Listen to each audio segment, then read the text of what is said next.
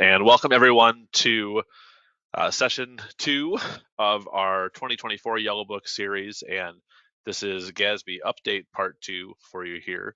As Rachel noted, certainly we did take feedback, and again appreciate the patience on the session 1 here. So hopefully with the GoToWebinars updated platform here and some changes on our end here, delivery should be smooth and seamless for you today.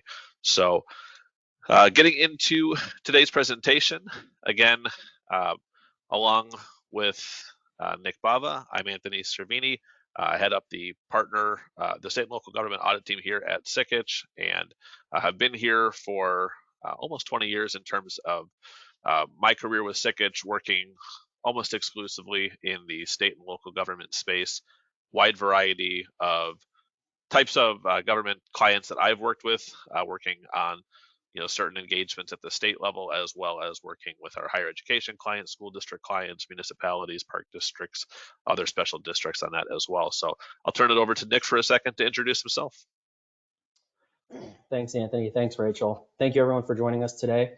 My name is Nick Bava. I am a partner at Sikich. I've been with Sikich for about 12 to 13 years now, where I've specialized in the state and local government audit practice, working on a variety of audit engagements, small local governments to larger governments and state work as well. So excited to be here with you all today to provide our second GASB update. And Anthony, I don't know if we should maybe rephrase our title to maybe GASB Madness to be on point with, tip off tomorrow for March Madness, but what do you think?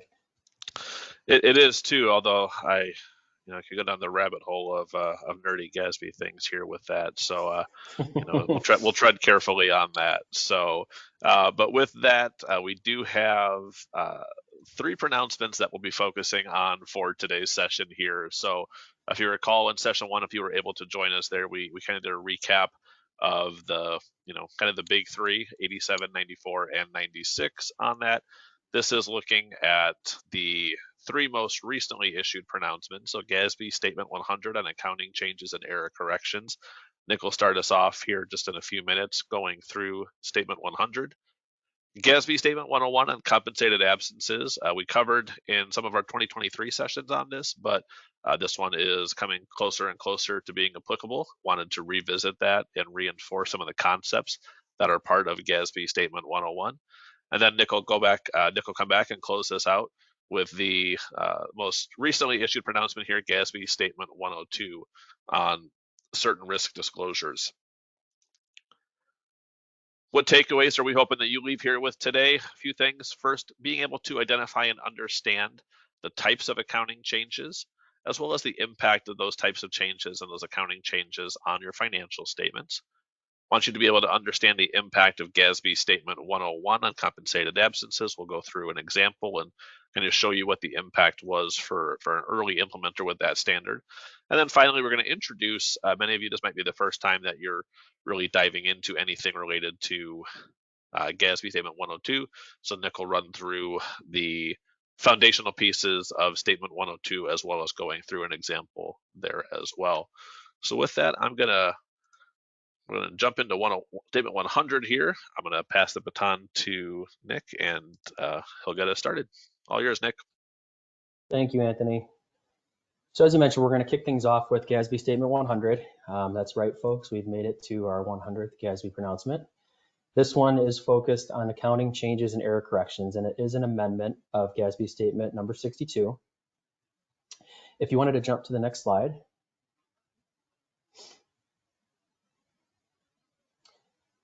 So kind of peeling back the layers here on Statement 100, the what, the why, the when. From a when perspective, this standard is applicable for fiscal years beginning after June 15th, 2023. So for the common fiscal year ends that we see, mostly your June 30th, June 30th, 2024, December 31st, 2024, and April 30th, 2025. Those are the applicability dates for some common fiscal year ends. So as far as the what and the why, this accounting pronouncement is intended to streamline the reporting of accounting changes and error corrections along with their related disclosures in governmental financial reporting.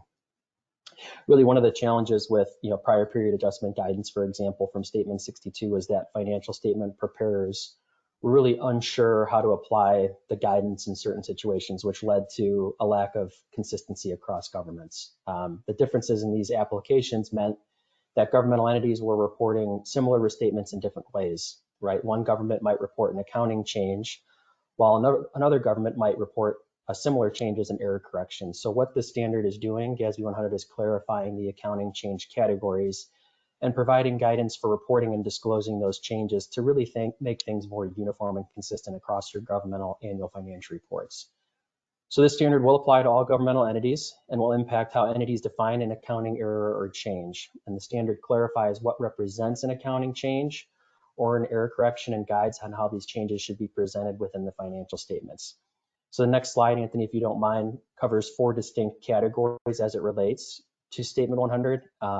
We'll clearly define them real quick, and then we'll go through kind of the nuts and bolts of each of these 4 categories. So as you can see here, GASB really split them out into 2 classifications, one being accounting changes and one being the correction of an error. So when you look at the 3 components that are classified as accounting changes, you have changes in accounting principles, changes in accounting estimates, and changes to or within the financial reporting entity. Those are considered your accounting changes. The 4th and final category is the correction of an error. So if you jump to the next slide, that'll begin us covering each of these 4 categories in greater detail. So the first one being your change in accounting principle. So from a definition perspective, a change in accounting principle is a change from one generally accepted accounting principle to another generally accepted accounting principle on the basis that it will improve financial reporting. So this category also includes the implementation of new accounting pronouncements. Most recently, you look at GASB Statement 96 on subscription-based IT arrangements, which I'm sure folks with us today have either adopted or are in the process of adopting. Now, most accounting pronouncements include transition guidance in the last couple of paragraphs of their standards. Going forward, however, accounting pronouncements will have transition guidance if they are only different from the guidance prescribed here in Statement 100. So, for example, when Anthony starts to discuss GASB Statement 101 on compensated absences, if you were to look at that particular standard, the transition guidance in the language provides an effective date and then references Statement 100 for further transition guidance there. So Statement 100 does require changes in accounting principles to be applied retroactively by restating the beginning net position or fund balance. And that's with the exception of RSI or SI, your required supplementary information or supplementary information, which would only be restated for the periods presented in the basic financial statements. So periods that are not in the basic financial statements do not need to be restated. Next slide, please. Okay, the second category are your accounting estimates. From a definition perspective, accounting estimates are defined as amounts subject to measurement uncertainty that are recognized or disclosed in the basic financial statements. There are really 2 parts to calculating an estimate. You look at it from a methodology perspective and an inputs perspective. So changes in accounting estimates generally only apply to a change in inputs, and a change in methodology is considered a change in accounting principle. And Anthony, if you wanted to jump to the next slide, we'll go through an example that kind of splits those 2. So from an example perspective, a capital asset, say, is depreciated over 35 years using the straight line depreciation method. Say if your government decides to change your straight line depreciation method to the double declining balance depreciation method, assuming that change is justifiable in terms of the qualitative characteristics of your government's financial report, that change would be considered a change in accounting principle. Now, on the other side, if say after capitalizing the asset, you've received new information that wasn't originally available at the time of capitalization, and the useful life changed from 35 years to 25 years.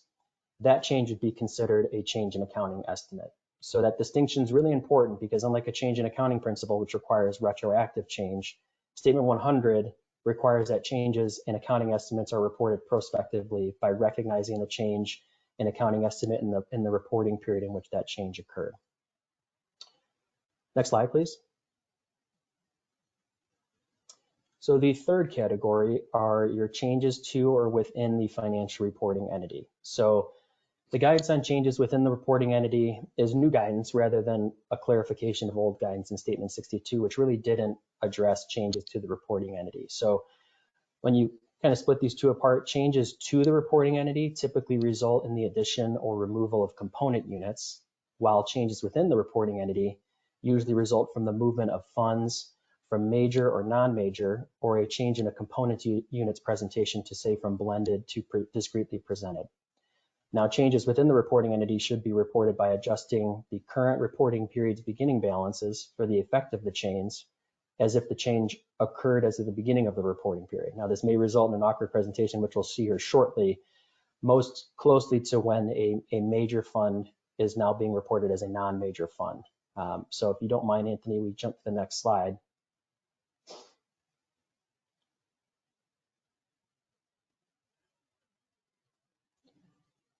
So we wanted to share this example with you, and this example actually comes from the Government Finance Officers Association gap update, which occurred kind of towards the end of calendar year 2023 when they touched on Statement 100. So the change in presentation from a major to a non-major fund is something that we certainly see impacting our government clients the most, especially the clients that report governmental funds on the modified accrual basis of accounting. If you're a single business type activity financial reporting model, this doesn't impact you as you only report one singular fund. But for the governments that have general special revenue capital projects that service funds that might have a change in major to non-major fund reporting year over year, this is going to be impactful as far as the reporting requirement changes here. So what this illustration shows us is that in the case of this example, the South TIF fund was previously a major fund before the June 30th, 2025 fiscal year.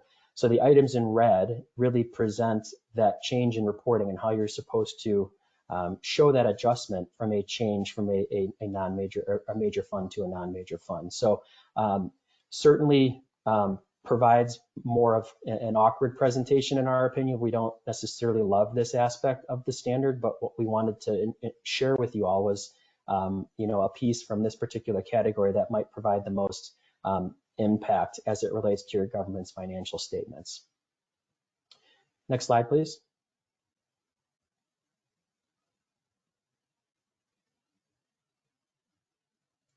Okay, so we've made our way to the fourth and final category, which is the correction of an error. So error corrections come from mistakes found in financial reporting, right? So according to Statement 100, mistakes can be derived from calculation errors, errors in implementation of standards, or simply oversight or misuse of facts. So if we look back to my example on capital asset accounting, an error might be manually inputting 35 years as the useful life of that asset, when in reality 25 years was intended to be input. So in that case, that type of error correction should be reported retroactively by restating all prior periods presented.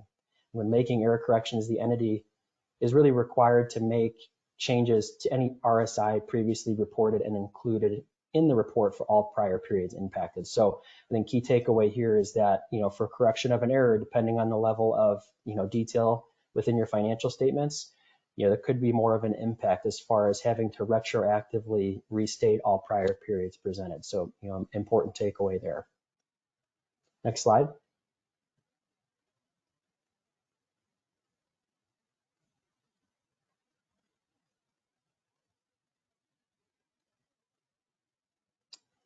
Okay, so this is a great summary slide as far as what we just talked about. The 4 categories, the reporting requirements, how you recognize certain changes. Won't go through this in great detail, but certainly would suggest if you take the slide deck or if you come back to any slide as it relates to Statement 100, this is a great snapshot in terms of these types of changes if you do have to cross that bridge and how that they would impact your financials.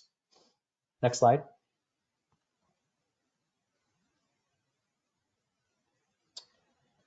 So from a display standpoint, the guidance does prescribe how changes are presented in the basic financial statements. GASB requires that these changes be disclosed in a tabular format in your footnotes, while also presenting the aggregate amount of adjustments on the impacted balances within your financial statements. So the ultimate restatement disclosure should reconcile the beginning balances as previously reported to the beginning balances as adjusted. And really, going back to my initial points, The new format is intended to standardize the reporting of these types of errors, or reporting of accounting errors, changes in the reporting entity, changes in accounting principles, and so on, to really make it easier and more consistent for users to understand and interpret within your financial statements. Next slide. Now, if you do have to have a note disclosure, this is a great summary in terms of what should commonly be included within those disclosures. It could vary depending on the type of item if you're choosing between the 4 categories, but common disclosures do include the nature of the change or error in its correction, the reason for the change, and the effect on the beginning net position, fund balance, or fund net position presented again in that tabular format. Next slide.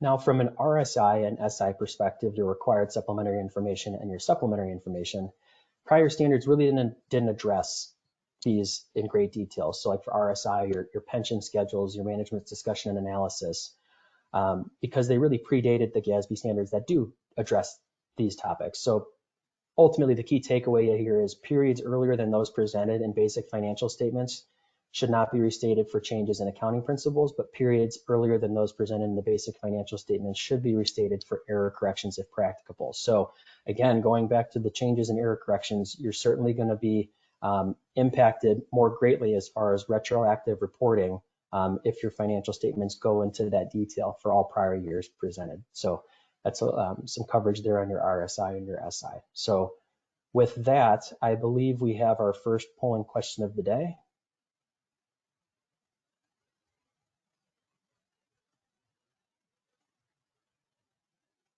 So for our first polling question, we have, which of the following is not a type of accounting change discussed in GASB Statement 100? Is it changes in accounting principles, changes to or within the reporting entity, change within the accounting period, or change in accounting estimates? And as a friendly reminder, if you're looking for CPE, please make sure you are replying. You don't have to get the correct answer, but take a moment to reply. Thanks, Rachel. And like, there's a great response right here. And the overwhelming response is change in accounting period. That is correct. Change in accounting period does not fall under the umbrella of Statement 100. Your change in accounting period would be, for example, if your government changed its fiscal year end. So that does not fall under the purview of Statement 100. So I appreciate everybody putting in their first response, and that covers Statement 100. I will now turn it over to Anthony, and he is going to talk about compensated absences. Hey, Nick, before we let you off the hook here, I did have one question come in and then just one clarification just for folks. On that error correction piece, I'll start with the clarification side of things. Obviously, that's going to be based on if that's material, if you have to go back and do a prior period adjustment for that, right? Opening equity or opening fund balance adjustments there as well. If you do notice something where you have a depreciation in Nick's example, right, where you use the wrong useful life for an asset there, but that doesn't create a material adjustment to the financial statements, you oftentimes can flow those through the current year financial statements. Sometimes, here at Sikich, we'll use what we call a past adjustment schedule to report that if it doesn't require that prior period reporting there. So just something to keep in mind as you're looking at those and looking at those error corrections. While it very well could end up in an error correction and the restatement route that Nick provided there, something to keep in mind as you do look at those. Nick, the question that came in related to the our favorite part of the standard here, the fund classification, major versus non-major. The question being is, what would be the impact going from major to non-major or non-major to major, if you were able to speak on that at all? Sure. So your major funds, very simply put, are your governmental funds or your business type activity funds, your water, your sewer funds that have a significant amount of assets, liabilities, revenues, or expenditures. To put it very simply, there's certain calculations from an audit perspective that derive what result in your major or non-major funds, but you very well could have a fund that maybe issued a bond that the proceeds in the bond were intended to be spent for a large capital project. So one year you're incurring a significant amount of capital expenditures that makes that fund a major fund. once those bond proceeds are spent down, that fund might not have much activity at all, which would then translate it into being a non-major fund. So that transition, if you will, would result in the change from a major to non-major fund, and where you would then reference back the example that we shared. So in that example, Nick, you could either have it on the the front basic financial statement, governmental fund financial statements, as formerly non-major, if a fund that is moving there. I think is the gist of the question there is, does it go both ways in terms of the reporting? So if you have a combining schedule in the back where a fund maybe was non-major previously, the impact of that flowing forward to that basic financial statement, should it classify or should it quantify Correct. as a major fund? Correct. I think the best way to think about it, right, is if you look at those financial statements, whether it be your governmental funds, your basic financial statements towards the front part of your AFR, your ACFR on that, or even thinking about the combining of the non-major schedules in the back there.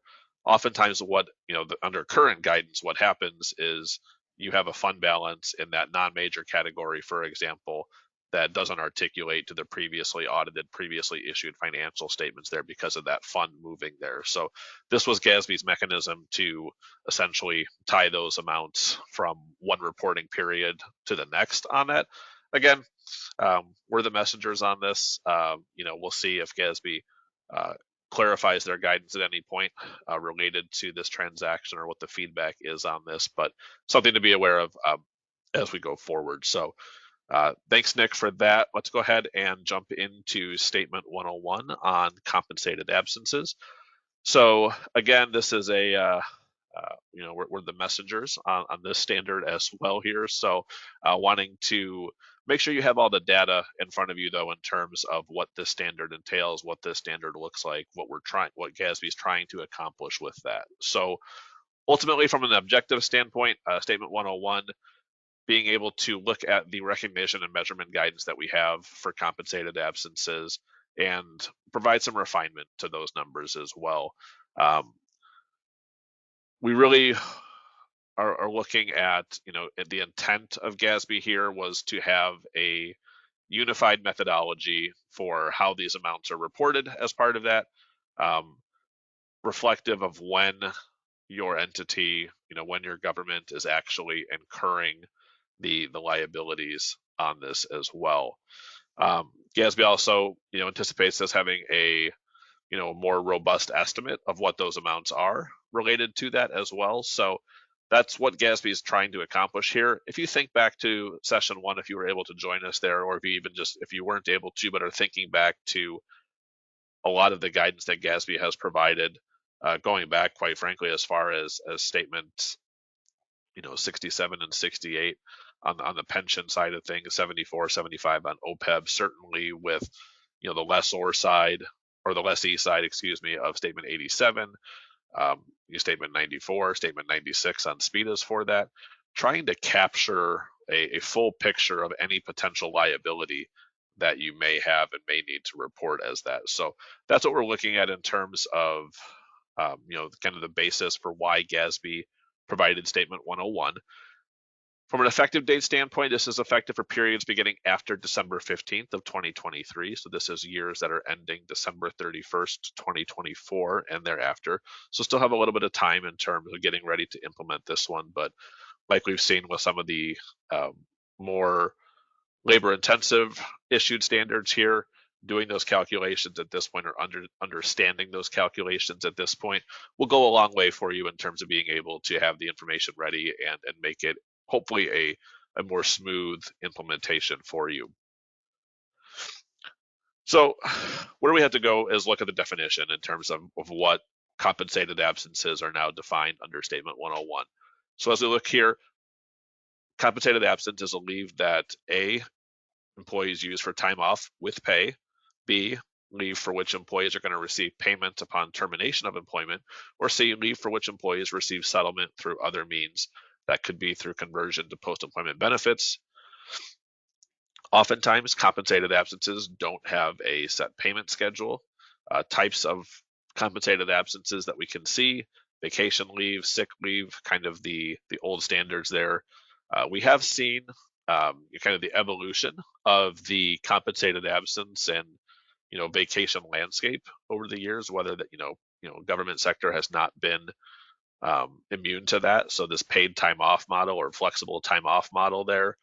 Um, in certain cases, holidays, parental leave, bereavement leave, and other certain types of sabbatical leave could also fall under the confines of this standard. So looking at this definition and kind of parsing a couple of the terms in here, right? Termination of employment. This is the end of an employee's active service. This can occur for any reason, including voluntary resignation or retirement as part of that.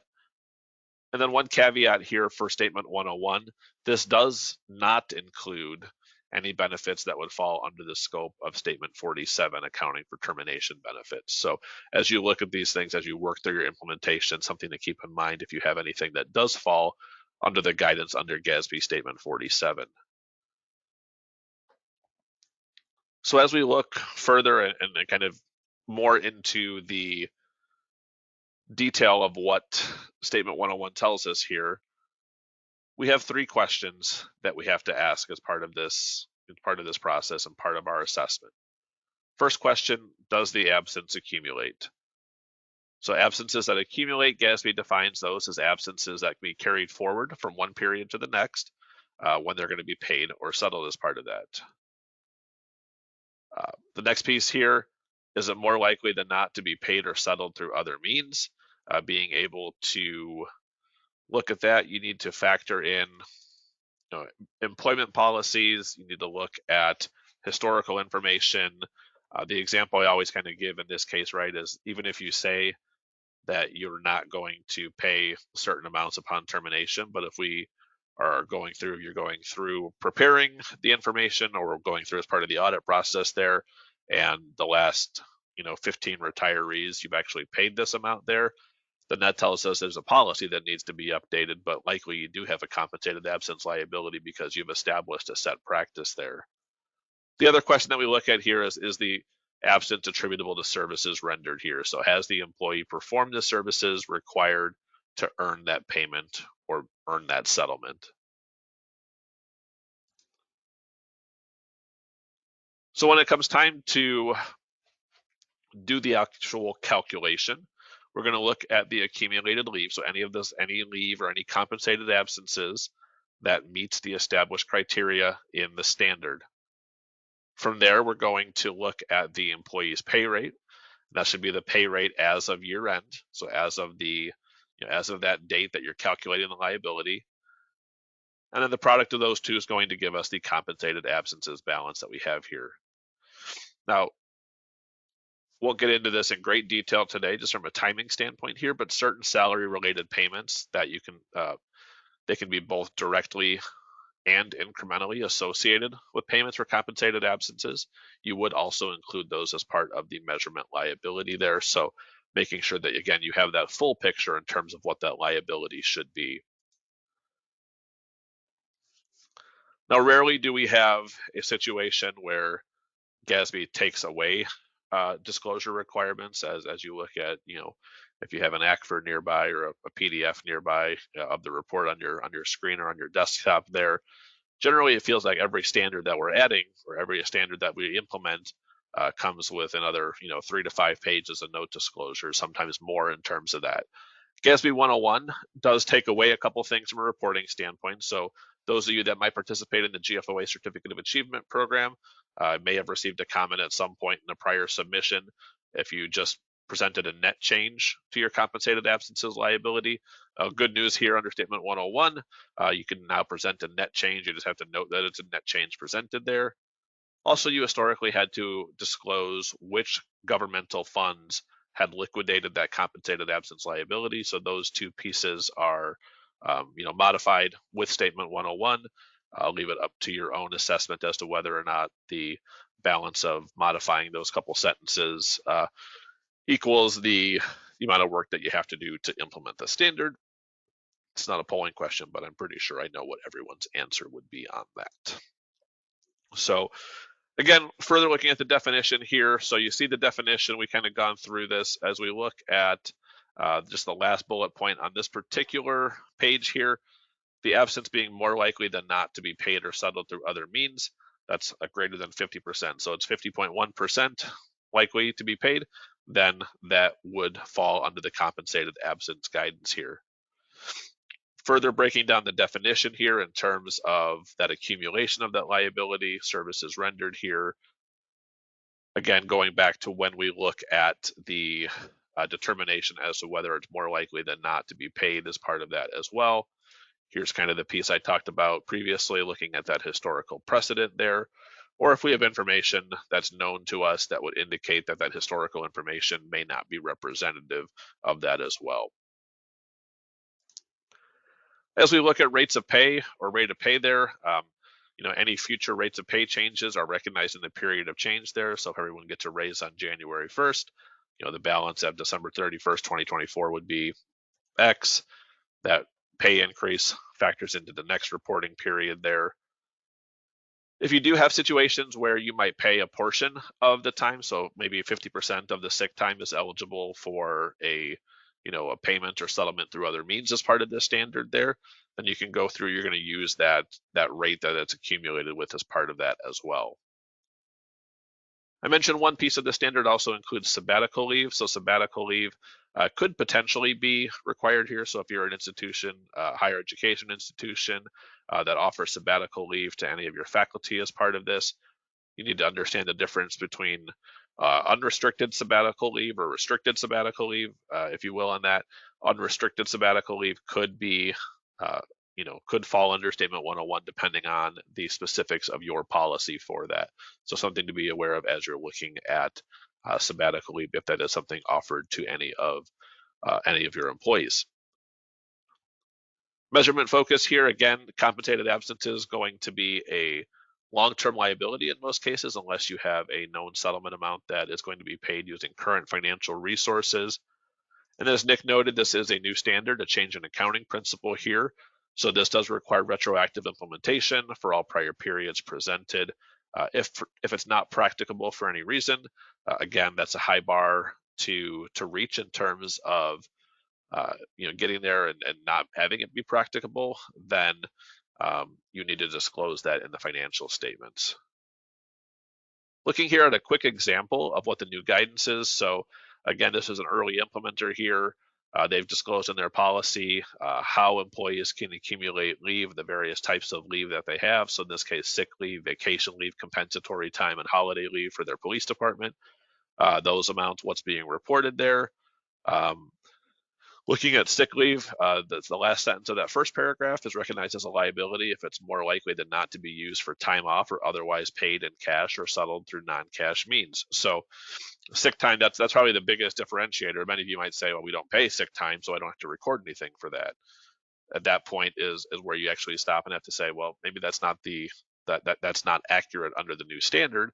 If we have 100 hours of sick time and maybe 70% of that 70 hours there is going to be converted as part of a defined benefit pension or OPEB plan there, excluding that potential piece there, but looking at it through the lens of, okay, well, that 30% that's not going to be converted there, that people are actually going to use as sick time, that is now part of that liability. So again, a little bit of you're kind of looking through from an estimate standpoint, determining what portion you actually do expect to be used and paid or settled through cash or other means on that. So probably the biggest change here. So in this example, if we look at this, a little bit small on the screen here, but ultimately they did have an increase in their compensated absences liability. That would be what we'd expect to see in most cases here. You see in this case, they had of $130 million in assets. They had a $625,000 increase or impact related to the increase on Statement 101. Their business type activity is smaller scale there, about 26,000.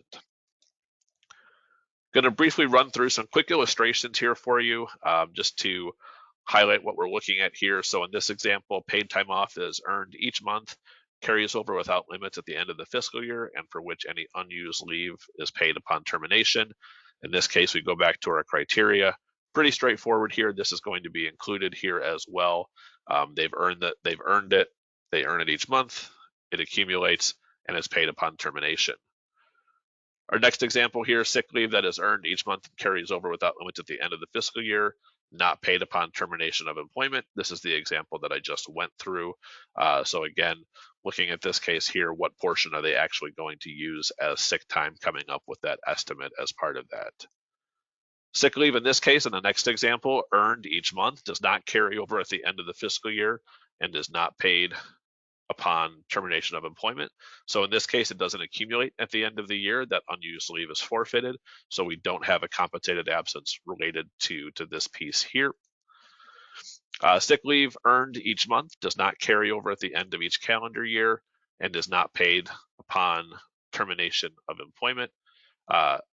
Potentially included here. It's a little bit different here because we're looking at the calendar year versus a fiscal year here. So in this case, if they have a differentiation in this example, it could factor into that. So a little bit nuanced in terms of how your policies are structured, how if you have a CBA that employees are covered under, good motivation, if you can, to align those to the same time period as your fiscal year in terms of going through, just simplifies that calculation if that's the case.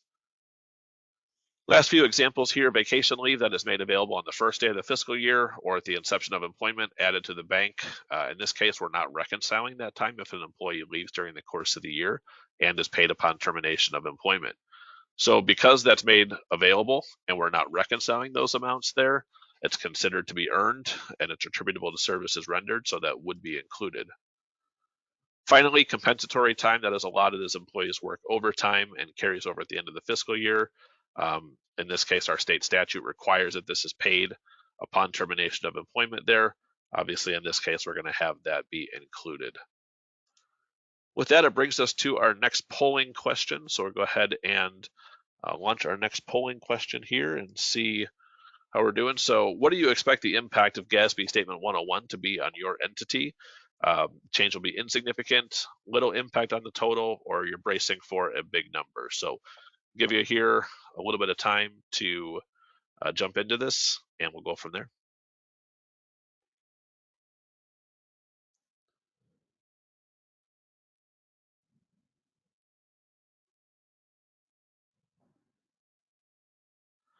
All right, got about 84% of our votes in here. I do see some questions coming in as well.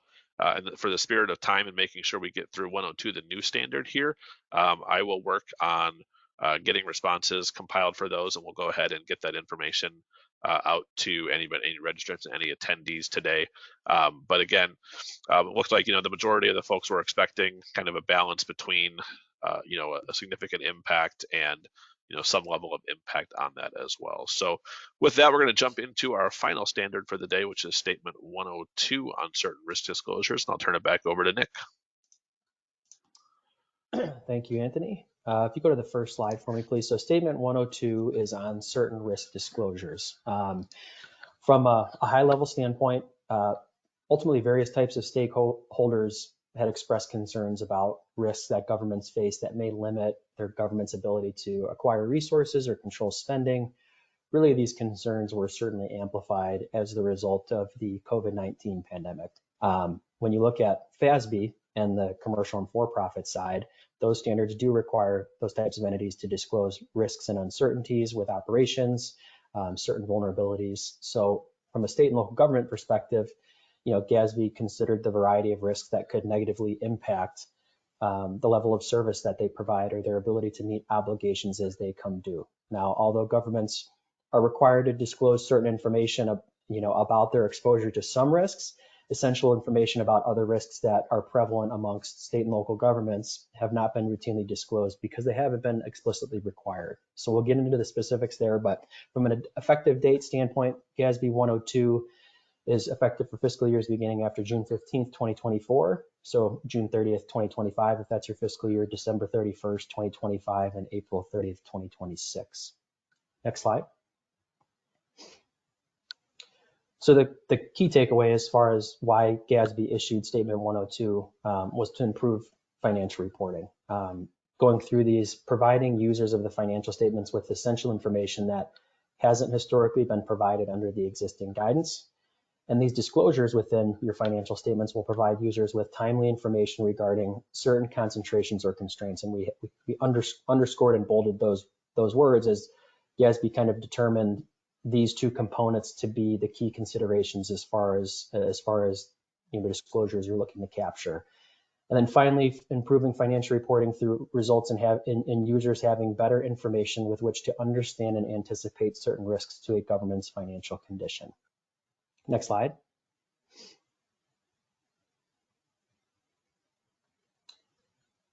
So from a concentration and constraint perspective, a government may certainly be vulnerable to risks from certain concentrations or constraints that limit its ability to acquire resources or control spending. So ultimately, the next steps would be understanding what is considered a concentration and what is considered a constraint. Additionally, GASB concluded that the identification of a concentration is a matter of professional judgment and is really based on both qualitative and quantitative factors. They concluded that it wouldn't be overly burdensome or costly for your government to obtain knowledge of its concentrations or constraints for assessing the disclosure criteria and presenting ultimately a disclosure in your financial statements.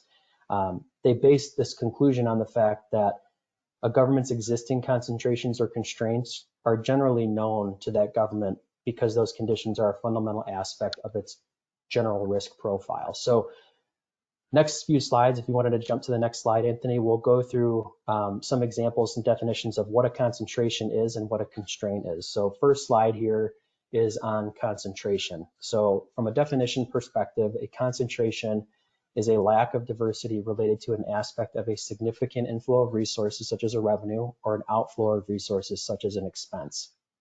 Now the standard defines some examples that might commonly apply to certain forms of government as far as concentrations are concerned. So we're going to kind of take each one, peel back the layers and go through some basic examples. This isn't intended to include and capture all of the concentrations that are out there, but more to open your mind up in terms of, identifying certain concentrations that could be applicable to your government. So on the bottom left, concentration related to employers. These types of concentrations may exist when a small number of employers comprise a significant portion of the total employment within your government's jurisdiction. So if you had one employer move to another jurisdiction or simply went out of business, that could result in a substantial decrease in your government's sales tax, property tax, so on. So that's the definition of an employer concentration. Industry concentration, somewhat related. Governments may certainly rely on a principal industry that dominates their tax base. Tax revenues could be lost or otherwise substantially affected if there's an industry disruption related to that key industry within your government's jurisdiction. Third example is a workforce covered by collective bargaining agreements.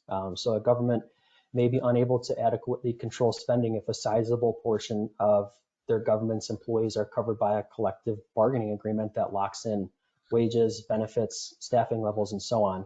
Certainly, think about school districts and, union contracts associated with school districts. Your principal operation is providing educational services. If you anticipate a union strike or a significant holdout, this might be the standard that addresses the related disclosures associated with that. Fourth is your provider of financial resources.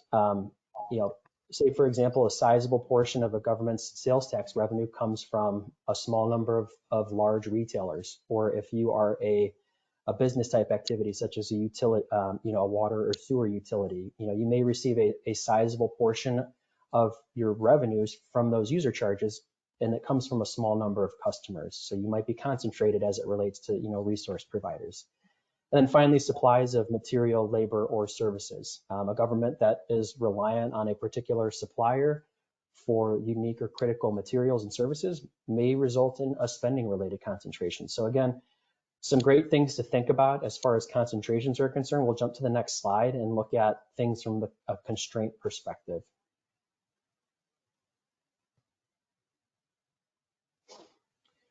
So from a definition standpoint, a constraint is a limitation that is imposed by an external party or by formal action of the government's highest level of decision-making authority.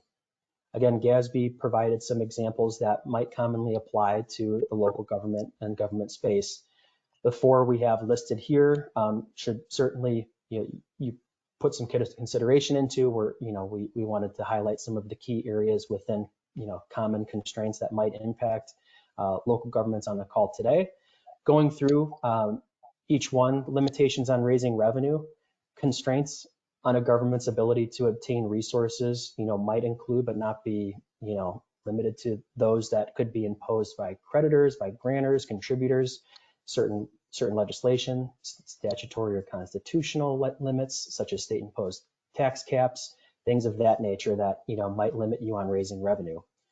As far as the other side, limitations on spending, a government's ability to control spending might be adversely affected by limitations on what costs can be incurred and in what amounts. One thing that commonly hits to this is our debt covenants. Usually debt covenants typically stipulate the level of spending relative to pledge revenue to pay down those debt obligations. Third, we have limitations on the incurrence of debt. There may be statutory or constitutional limitations, such as constraints on the total amount of debt a local government may have outstanding. We know here in Illinois that there are debt limitations. Mandated spending. Lastly, mandates to expend resources on a particular program may diminish a government's spending flexibility by prohibiting the government from reducing spending on that program, or requiring that the government contribute additional resources of its own.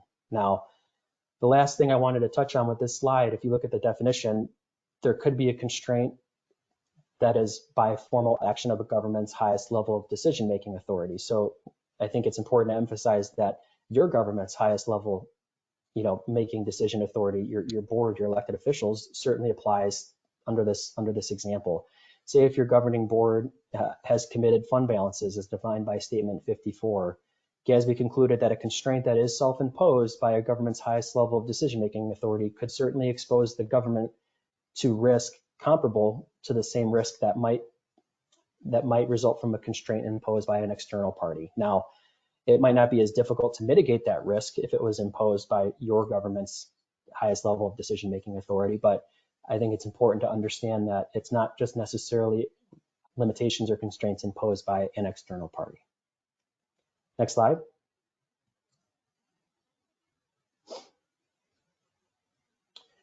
Okay, so for disclosure criteria, a government should disclose in the notes of the financial statements if all of the criteria are met. So it's important to take away all three of these have to be met in order to produce a disclosure. First being a concentration or constraint is known to the government prior to the issuance of the financial statements. The concentration or constraint makes the reporting unit vulnerable to the risk of substantial impact. And third and finally, an event or events associated with the concentration or constraint that could cause a substantial impact have occurred, have begun to occur, or are more likely than not to occur within 12 months of the date of the financial statement. So we have a few keywords highlighted and bolded and underscored here, and we'll go through those here shortly. So as it relates to the term more likely than not, for the purposes of determining the likelihood of the occurrence of an event or events related to concentrations or constraints, GASB concluded a criterion of more likely or not that produces a favorable balance between screening out events that may not ever materialize and providing information that is essential to financial statement users. So in particular, GASB believes that the more likely than not threshold is the most suitable expression of the probability for an occurrence of an event or events that will elicit disclosures that focus the information disclosed about risks on those circumstances. So that's, looking at the more likely than not term is important there. Secondly, as far as what is the definition of substantial impact? So GASB believes that the focus should be on the general concept of the vulnerability of the risk of substantial impact. And they concluded the term that impact broadly conveys a financially disruptive effect on the normal functioning of the government. So from an example perspective, a state may establish a constraint related to the level of outstanding general obligation debt that local governments in its jurisdiction may incur, which limits those governments, the ability to acquire resources through borrowing. Now, your local government is subject to this constraint, but say they have little or no general outstanding or general obligation debt outstanding. Therefore, it's not approaching that limit of outstanding debt represented by the constraint. As a result, the constraint does not make your government vulnerable to the risk of a substantial impact. So I think it's important to understand the differentiation there between, what is more likely than not, what does a substantial impact mean, because that really drives the disclosure criteria. Next slide.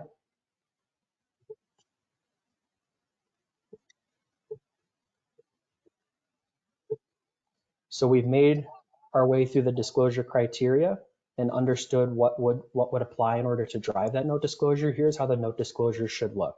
The disclosure should include the following: the concentration or constraint, each event associated with the concentration or constraint that could cause a substantial impact if the event had occurred or had begun to occur prior to the issuance of the financials.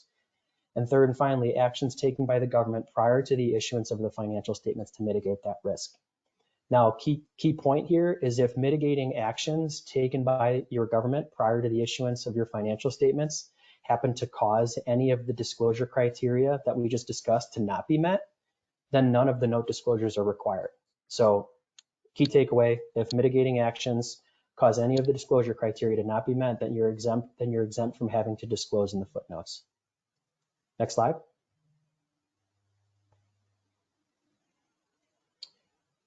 So risks outside the scope of Statement 102. So from a definition standpoint, risks refer to conditions that give rise to the potential for loss or harm to a government. Certain conditions may exist to make a government vulnerable to those risks. In other words, they expose the government to a heightened possibility of loss or harm by limiting its ability to acquire resources or control spending. So with that, GASB really evaluated a variety of risks and determined that these following items that we have listed here fell outside the scope of Statement 102, and we felt that that was important to share. So risks associated with the use of estimates and any uncertainty involved in certain inputs, cyber risks, environmental, social, and governance risks, and then certain events such as acts of God, war, sudden catastrophe. Certainly the COVID-19 pandemic would fall under the purview of that, but important to understand what risks might fall outside the scope of the concentration and constraint definitions that we just looked through. Next slide.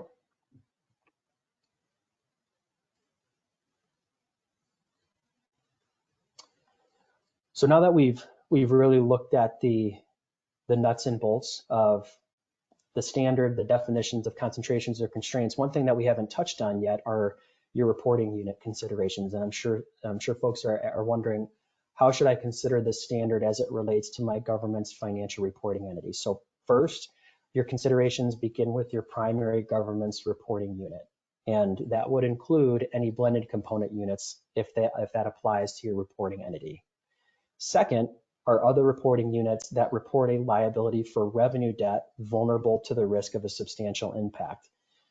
Those are your reporting unit considerations. So if you have a major fund, say a major utility fund that has revenue bonds outstanding, you need to include that fund, that opinion unit, in the scope of your evaluation of potential concentrations or constraints. And what's great is that if Anthony moves to the next slide, we have a really good example relative to that second bullet point here on reporting unit considerations. So these next few slides cover an example and an illustration that GASB actually provides within their standard. So if certainly would encourage folks to look through the back end of the standard, as it provides really a broad scope of potential concentrations or constraints, the decision-making process, and the ultimate conclusion and footnote disclosure associated with those constraints. Certainly some of them might be applicable to your government.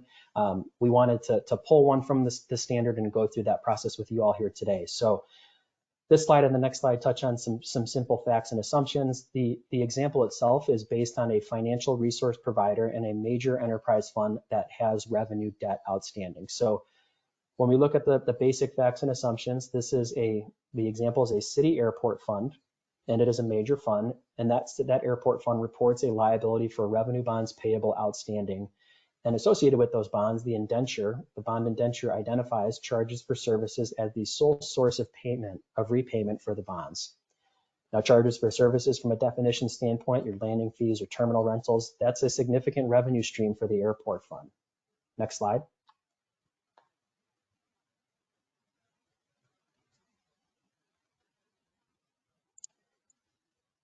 Part two of the facts and assumptions are that Model Airways, in this case, is the largest customer for the airport fund. It accounts for a certain percentage of the fund's revenue generated from those charges for services. Now, during the fiscal year ended June 30th, 2024, Model Airways notified the city that due to falling demand from the airline's customers, it will terminate its lease and discontinue service to the city's airport by December 31st, 2024.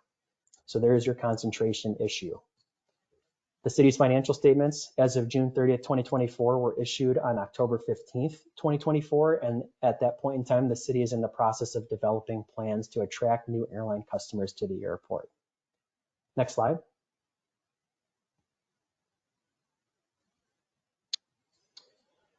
So we have all of the facts and assumptions laid out. Now we go through the process of drawing our conclusions, and we kind of break those conclusions out into 5 categories. We'll start with the assessment of disclosure criteria. So in addition to assessing the criteria for the city as a whole, the municipality as a whole, the city assessed the criteria for the airport fund because it reports a liability for revenue debt in accordance with the reporting unit considerations that we just touched on. Is there a concentration? Yes, there is a concentration. X% of the airport fund's charges for services are associated with a single airline customer, and at the same time, charges for services are a significant revenue stream of the airport fund. Now, from a vulnerability to the risk of a substantial impact, management of the city has determined that the concentration of resources provided by Model Airways makes the airport fund vulnerable to a risk of a substantial impact. Now, as far as occurrence of an event or events in their timing, an event associated with the concentration, this occurred when Model Airways notified the city it will not renew its lease. That event is the beginning of the airline's discontinuation of the services to the airport, which management of the city determined could cause a substantial impact to the airport fund. The notification event had occurred prior to the date of the financial statements being issued, so a description of it as a result is included in the disclosure. Now, from a mitigant standpoint, the city is planning to implement certain measures to attract new airline customers to mitigate these potential losses, but because those mitigating actions had not occurred prior to the issuance of the financial statements, a description of those mitigating actions is not included in the disclosure. So we go to the next slide. Here's an example of what that disclosure looks like. So I won't read through it, but certainly would suggest you refer back to this paragraph as far as capturing the key components associated with the disclosure requirements of this standard. And remember, you may disclose any actions taken by the government prior to the issuance of the financial statements that were done to mitigate the risk. In the case of this example, that had not occurred yet. So I know we're closing in on 1 o'clock, and I believe we have now reached our 3rd polling question of the day. So the 3rd polling question is, what is required to be included in the disclosure related to a concentration or constraint? Is it A, the concentration or constraint, B, events that could have a substantial impact prior to the issuance of the financials? Is it C, actions taken prior to the issuance of the financials to mitigate that risk? D, only 1 and 3, or E, all of the above? So we'll let the votes come on in here real quick.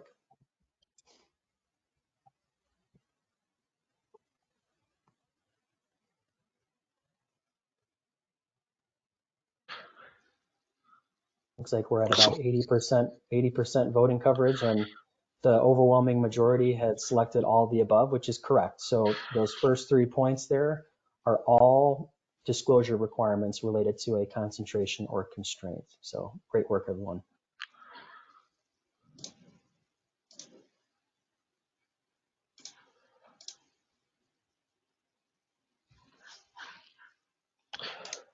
All right, with that, that concludes our session 2 and our GASB update part 2. Thank you again for taking the time out to join us today. Believe we were able to answer most of the questions that were submitted here, but certainly if you have follow-up questions here, feel free to reach out using the contact information on the screen to either myself or Nick. I know there were a couple responses that were, or a couple questions that were a little bit more detailed, so we do have those noted down, and we'll work to address those and send those out to you as well.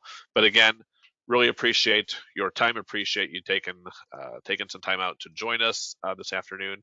Hope everyone has a very great rest of your week and a very successful March Madness for those of you that partake. And we'll see you next month. Thanks, everyone. Bye. Thank you. Bye. Thank you.